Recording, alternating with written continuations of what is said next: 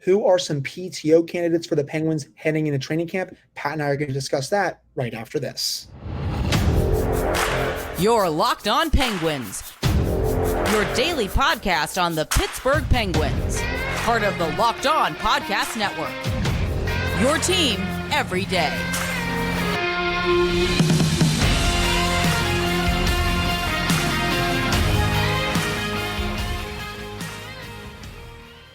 Hello, welcome back to another episode of the Locked On Penguins podcast. I am one of your hosts, Hunter Hodes. That is my co-host, Patrick Damp. You can follow me on Twitter at Hunter Hodes. You can follow Pat's Twitter at Synonym for Wet.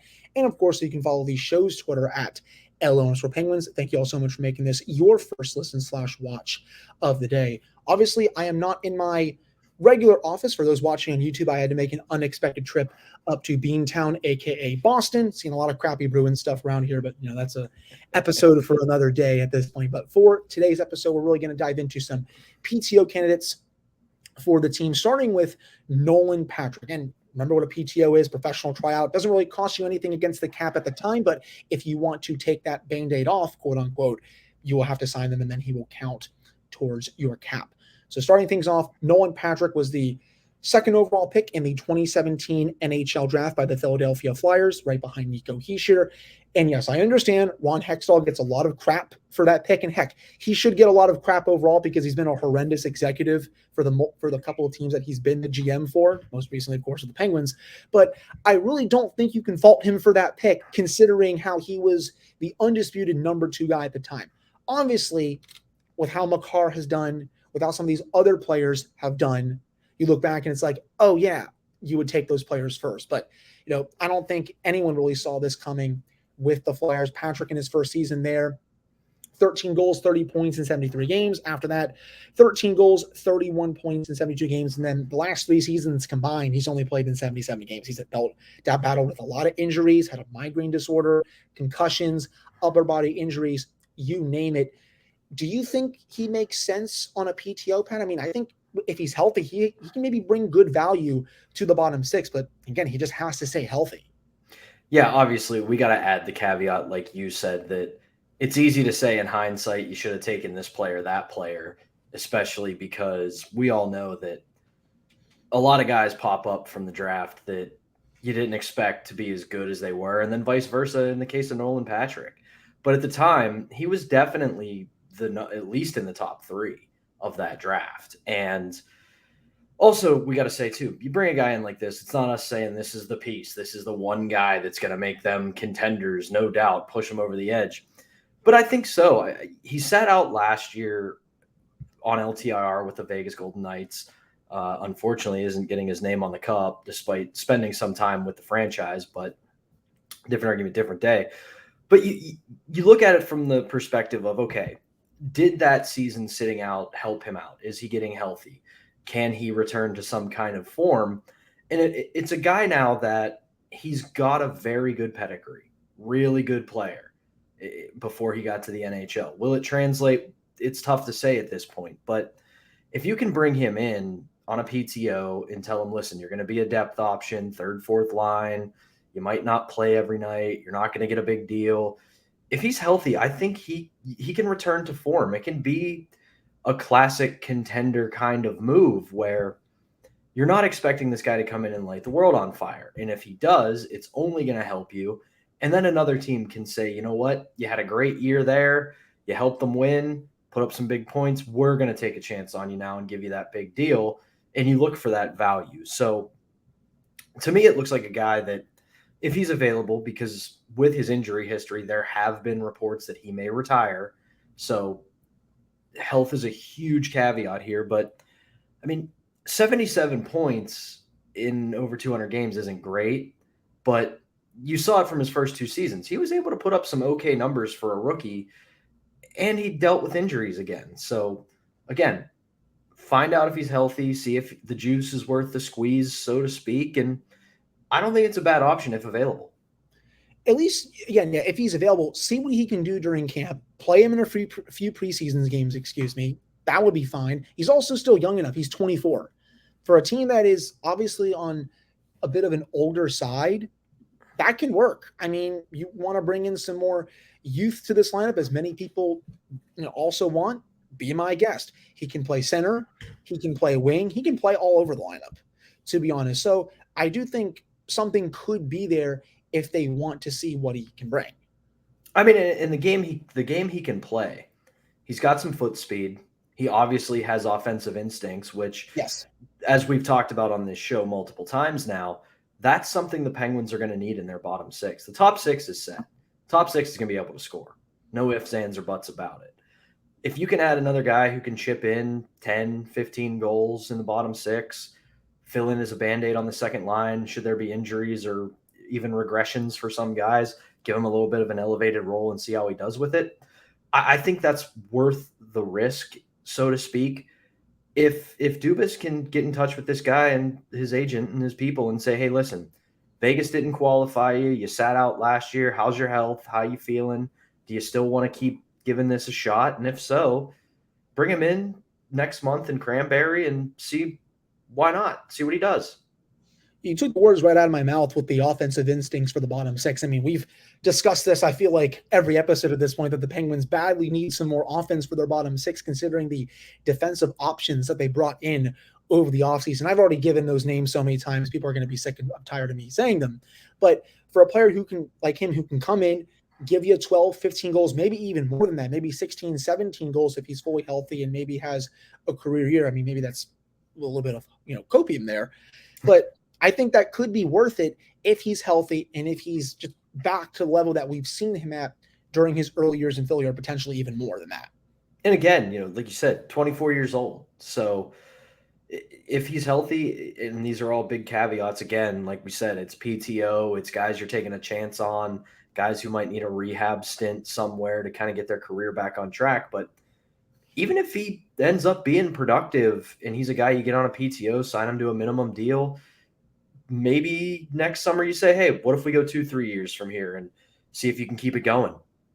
Right. And he's not going to cost you much, even after a PTO. If they sign him, it's going to be what? I mean, not even $1 million, to be honest. I would say $850K, $900K. I think it's going to be somewhere in that range. And for that value, if he produces in the double digits for goals, you have yourself a steal right there.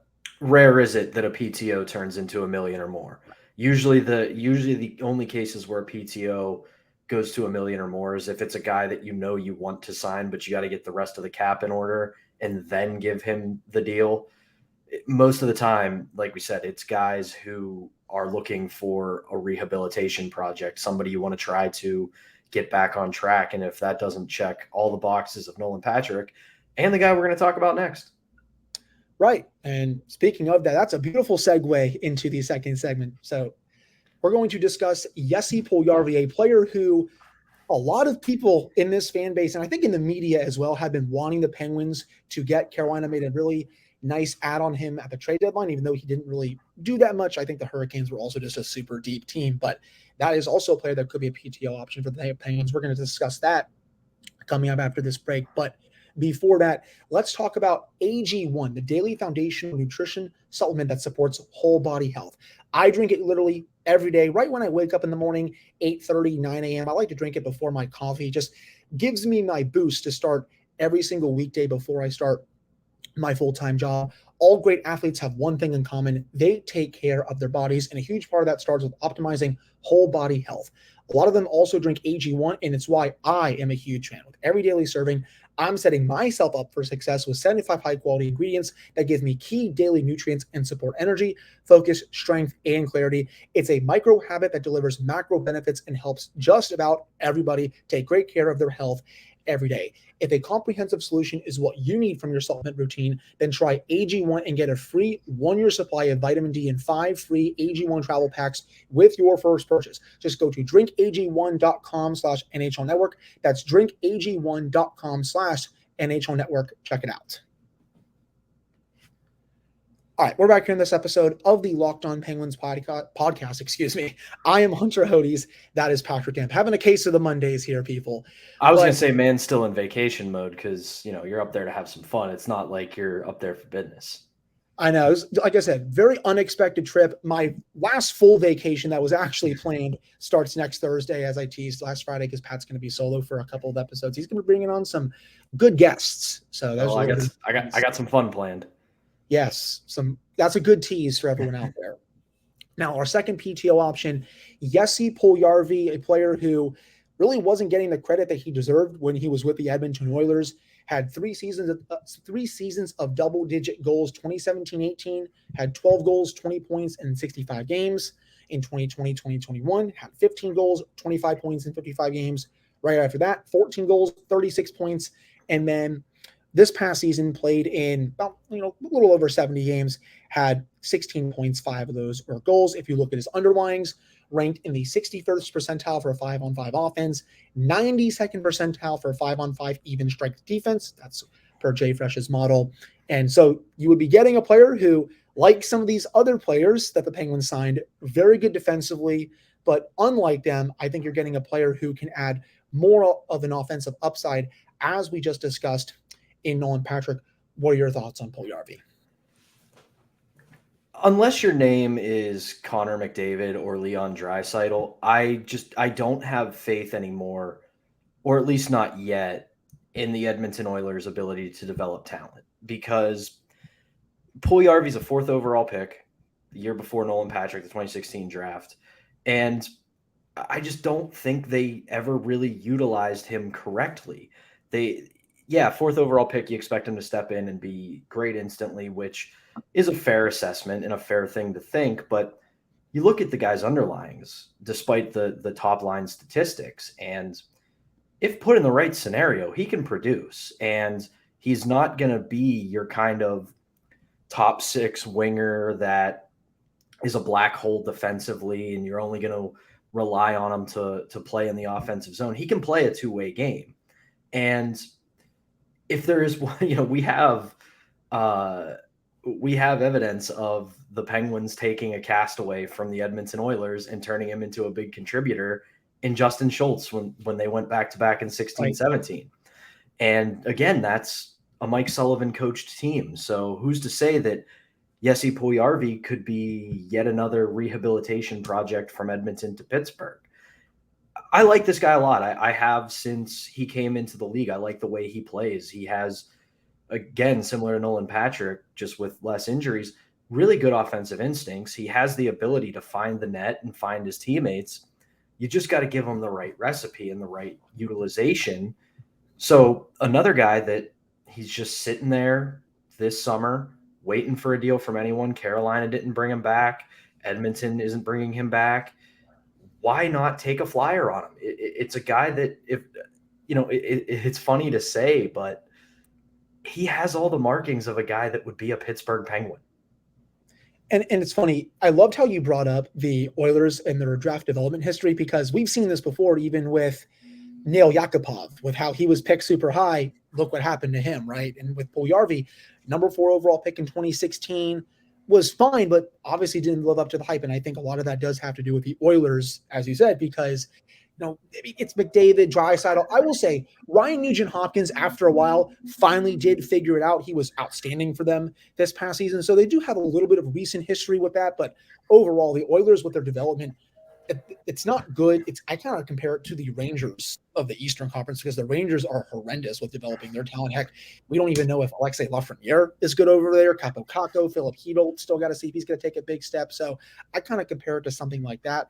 With Puljujarvi, again, a smart front office, like Carolina just did. They took a chance on him. Yes, it didn't work, but I think it was still a smart bet for them to take, considering the numbers that he put up in Edmonton. With how smart I think Kyle Dubas and this new front office is, it would be smart to just give him a look, see what he can do in camp, give more players some competition, because the camp is already going to be super competitive as it is. This would really, I think, up a notch for someone who has contributed multiple seasons of 10, 11, 12 plus goals. He can bring you offense for the bottom 6. He can play defensively. He can play on your penalty kill as well. I mean, not as much as some of the other guys can, but I think he's still an option there. Absolutely. And I will say, as much as we love to speak out against the quote unquote old hockey men, the dinosaurs, Ken Holland was what that front office needed, because regardless of what you think of him, he has a really good track record of drafting and developing, as seen by his time with the Red Wings in the 90s and 2000s. So he's going to be able to do things a little bit better for that front office and that organization, especially when you have Connor McDavid and Leon Draisaitl. As for Puljujarvi, I think there's more of a chance here for him than there would have been in Carolina. You said it already. Deep roster in Carolina. A lot of talent up and down. That's why they're going to be one of the best teams in the Metro this year and moving forward. So on the flip side of that, you look at the Penguins and what they're trying to retool on the fly here, a deep roster at the NHL level. Having a Jesse Puljujarvi gives them more depth, but there's enough of a need at the Penguins' bottom six that he will get more of a chance. He'll get more consistent time. He'll get more consistent ice.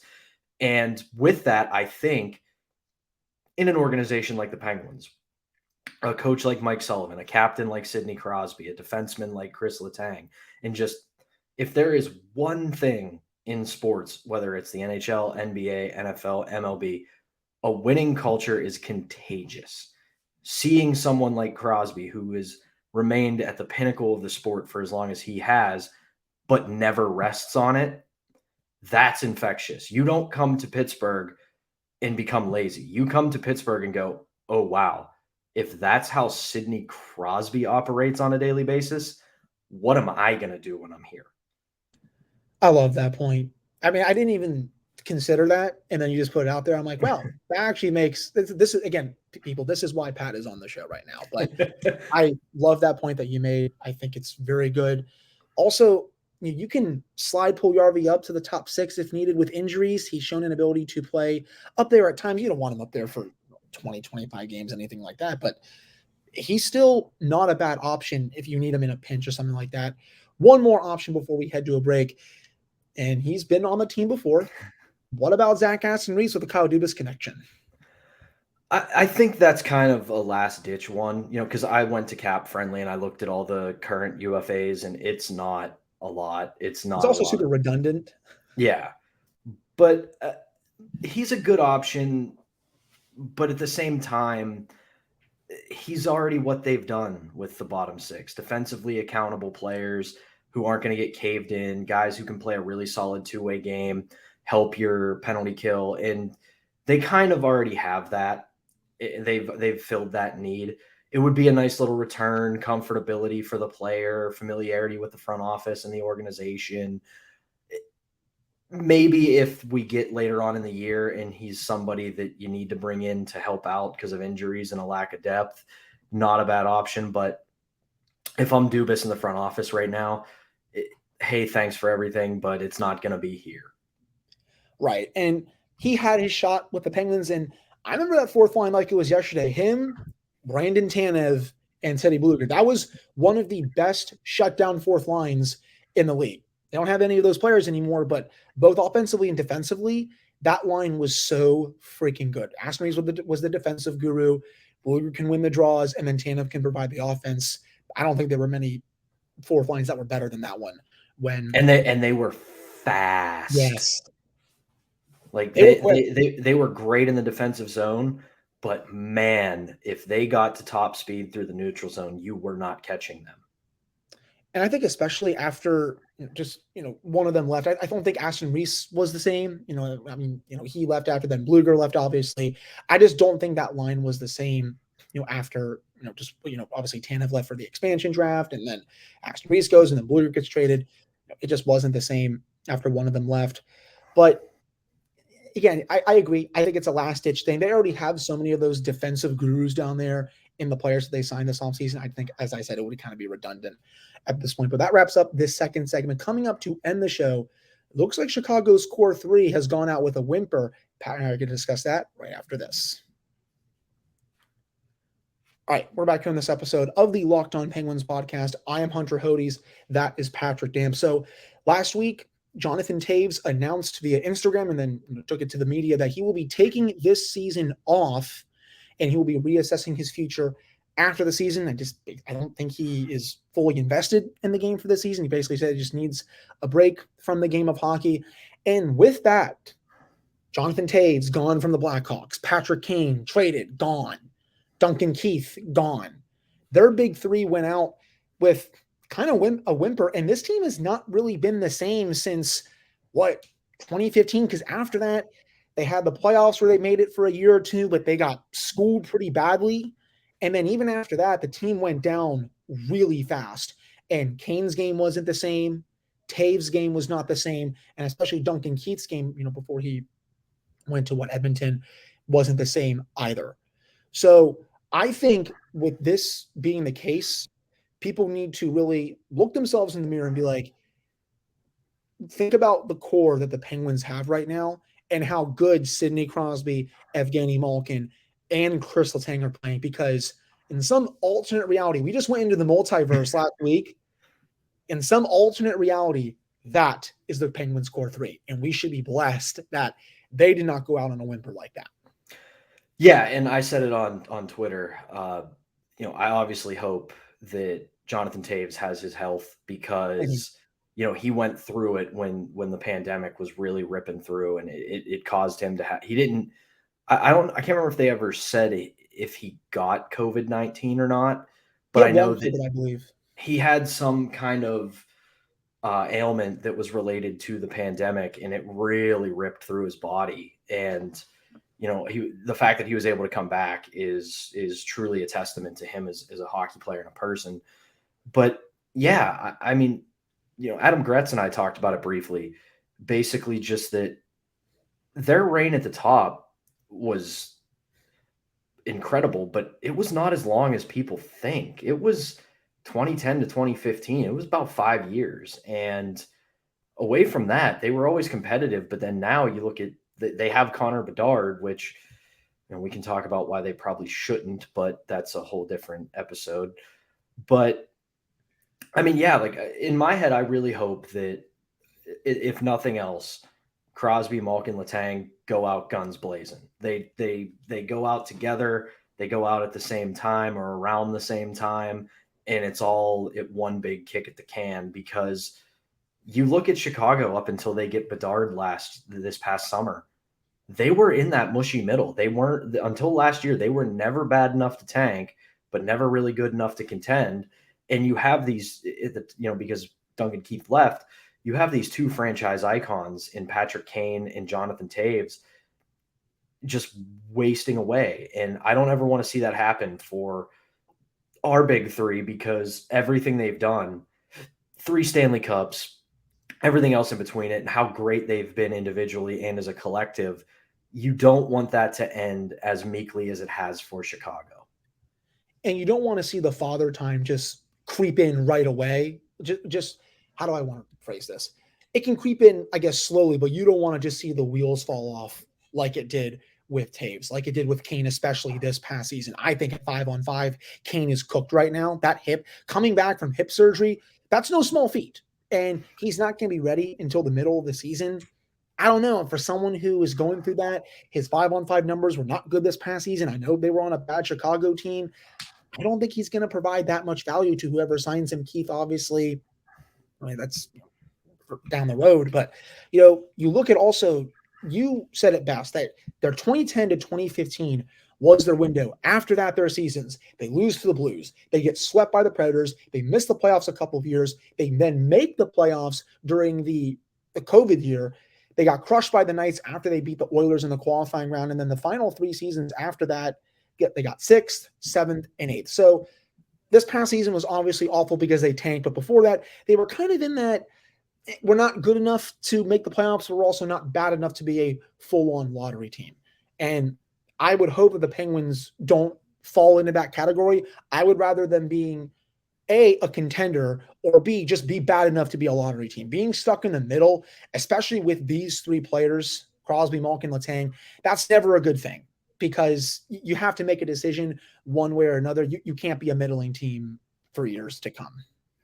And I understand that franchises and individuals always find themselves in different positions.